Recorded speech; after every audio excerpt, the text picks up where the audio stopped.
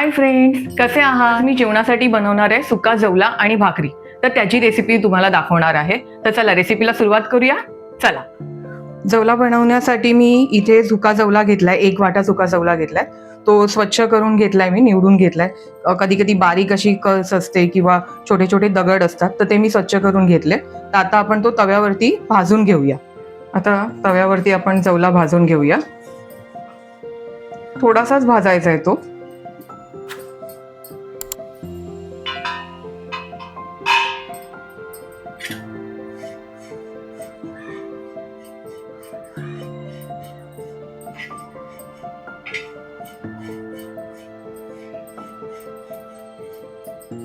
असा स्लो गॅसवरती तो भाजून घ्यायचा.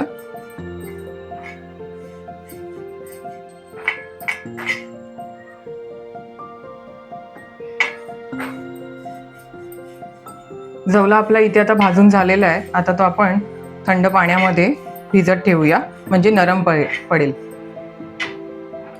आता असं इथे आपण हा भिजत घालूया. थोडा वेळच भिजत घालायचा आहे आपण तो.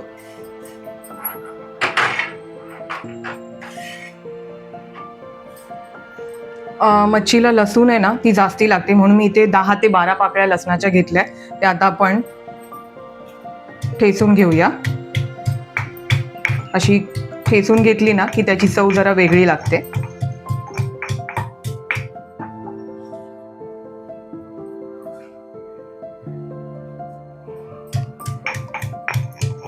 मच्छीचा कोणताही पदार्थ असेल ना तर त्याला लसूण ही जास्ती लागते, चवही चांगली लागते आणि मच्छीचा जो उग्रपणा असतो ना तो पण कमी होतो लसणामुळे. आता आपण इथे एक दमडी टाईप एक भांडं घेतलंय. त्याच्यामध्ये आपण 1 ते 1.5 पळी असं तेल टाकूया.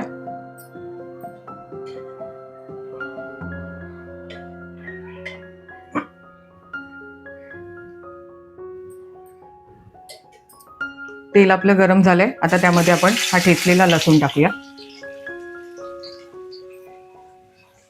त्यानंतर कढीपत्त्याची 8-10 पानं. लसूण थोडा असा लालसर व्हायला द्यायचा. असा खरपूस रंगाचा झाला की त्याच्यामध्ये आपण अर्धा टीस्पून मोहरी टाकूया.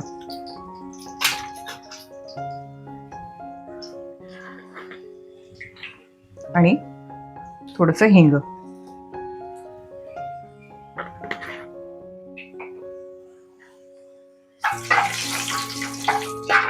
ते पण असं मोहरी अशी तेलात तडतडली की आपण त्याच्यामध्ये आता कांदा ऍड करूया.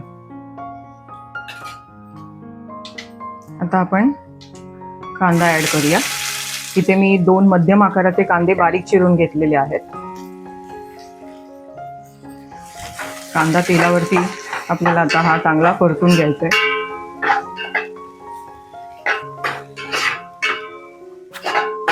कांदा थोडा मऊसर झाला ना की मग त्यामध्ये आपण टॅमॅटो ऍड करायचा आहे. आणि कांद्याचा कच्चेपणा आपल्याला घालवायचा आहे. त्यासाठी स्लो गॅसवरती कांदा जरा मऊ होईपर्यंत परतवून घ्यायचा. कांदा नरम होण्यासाठी आपण जरासं त्यामध्ये मीठ ऍड करूया.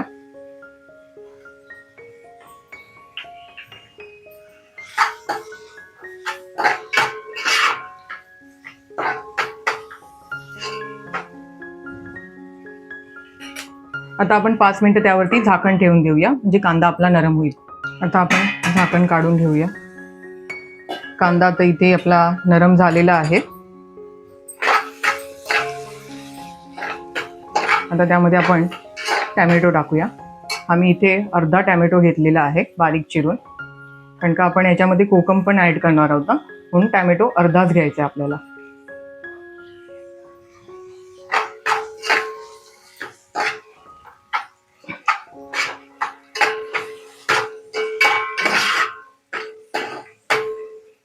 टॅमॅटो पण आपण असंच झाकण ठेवायची आहे भांड्यावरती आणि नरम करून तो शिजवून घ्यायचा आहे.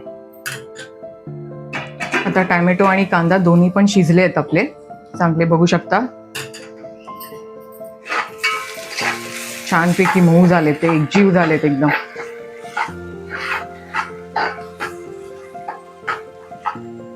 आता आपण त्यामध्ये मसाले ॲड करूया.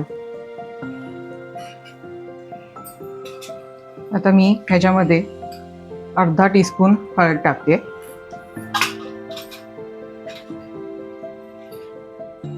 त्यानंतर 3 टीस्पून हे आपलं घरगुती लाल तिखट असतं ते टाकते. तिखटाचं प्रमाण आपल्या घरात जसं खाल्लं जातं त्याच्यानुसार तुम्ही टाकू शकता. आणि 1 टीस्पून गरम मसाला ॲड करते. आता हे सर्व मसाले एकत्र परतवून घ्यायचे.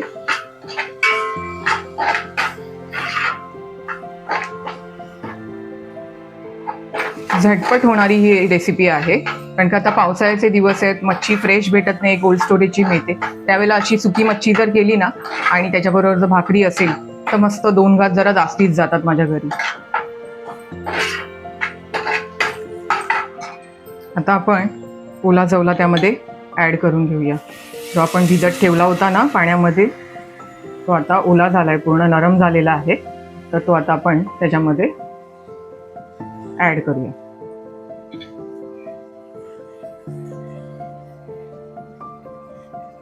आता आपण जवला हा ॲड केलाय. आता तो व्यवस्थित परतवून घेऊया. पूर्ण सर्वत्र एकजीव करून घेऊया सगळं.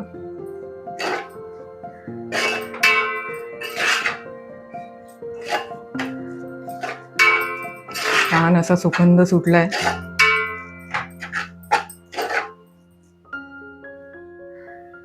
आता त्यामध्ये आपण ही जी कोकमा आहेत ना ती ॲड करूया.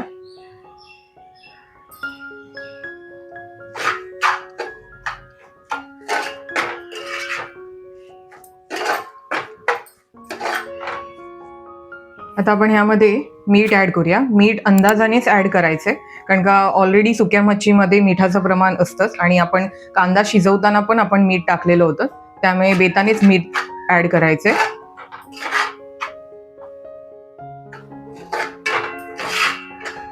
आता आपण प्लेट ठेवून द्यायची आहे आणि प्लेटवरती आपण पाणी ठेवायचंय, म्हणजे त्या वाफेने आपला जवला खालती टोपामध्ये शिजेल.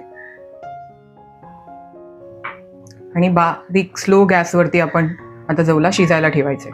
आता आपला जवला अर्धा शिजलेला आहे, तर त्याच्यामध्ये आपण आता कांद्याची पात ॲड करूया. कांद्याची पात टाकून आहे ना छान लागतो. हे पण आता त्याच्यामध्ये मिक्स करूया.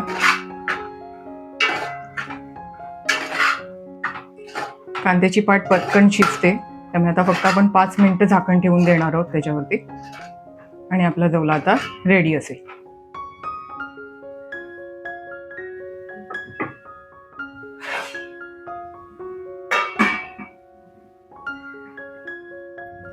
भाकरीसाठी मी नेहमी गरम पाण्याचाच वापर करते. गरम पाण्याने कशा भाकरी मऊ होतात.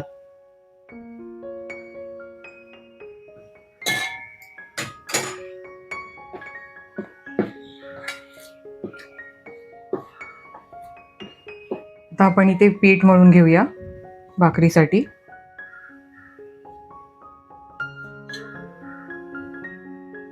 थोडं थोडं पाणी ॲड करून आपल्याला घट्टसर असं पीठ मळून घ्यायचंय.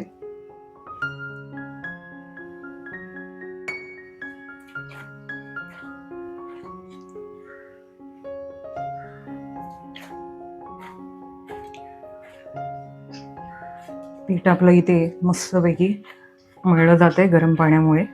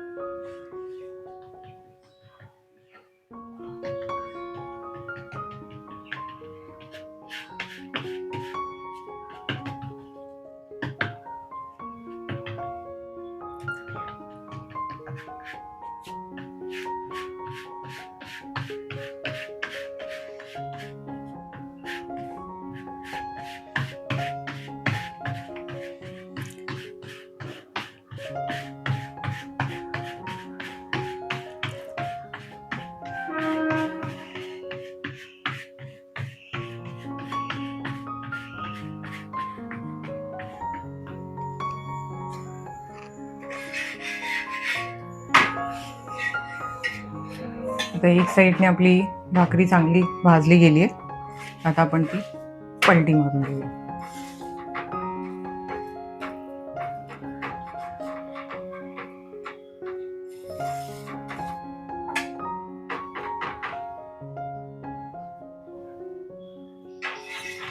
आपण ही पलटवून घेऊया. अशी छान आपली फुगते आता भाकरी.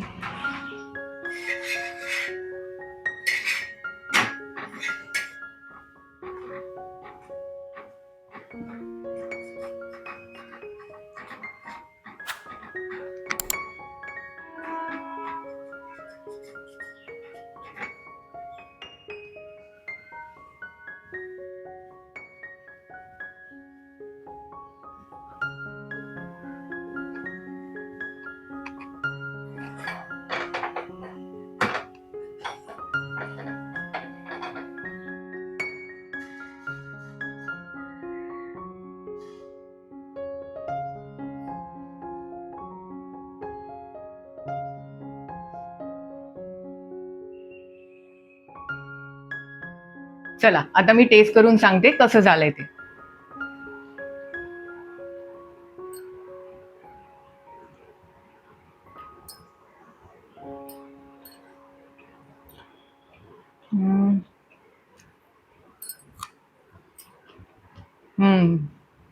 छान झालंय, खूप मस्त टेस्टी झालंय. कांद्याच्या पातीमुळे त्याला आणखीन एक वेगळी चव आलेली आहे. तर तुम्ही पण ट्राय करून बघा आणि मला कमेंट करून नक्की सांगा कसा झाला होता ते.